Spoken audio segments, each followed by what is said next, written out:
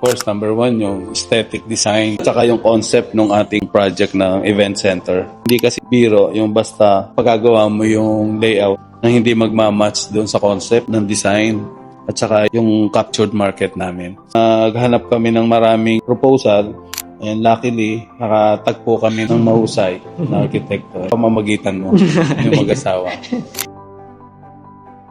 Yung pagiging transparent sa pag-usap. Kasi hindi lang naman yung design. Meron kasi mga architect na magagaling ang design.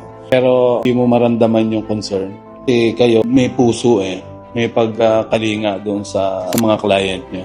So, naramdaman namin yung willingness nyo na makiisa doon sa aming goal. Plus, yung grand factor ay gustuhan namin yung design.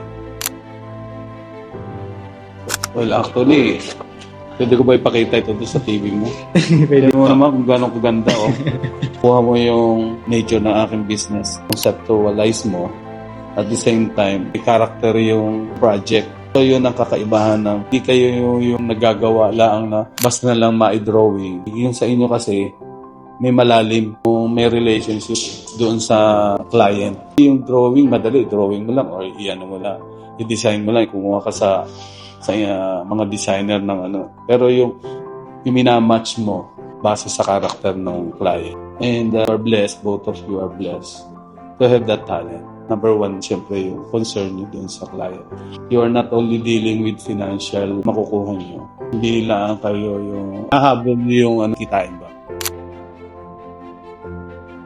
From the very beginning naman ng inisip ng project na ito ay naandun yung guidance collaborate each other. Most of the time, nag-exchange tayo ng mga ano. And it took us almost a year na for the finalization ng project.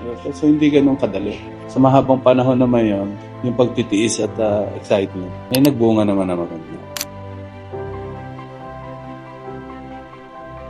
Actually, siyempre, we base our design, number one, ano ba ang captured market natin within the area. Number two, hindi lang yung event and restaurant ang issue. It has a different character. So, assuming sumumbaguhin, pwede siyang ganito. Napaka-flexible ng project. Alam mo yung component ng maganda ang space, maluang, very comfortable, tama ng ilaw, ng lights, maganda.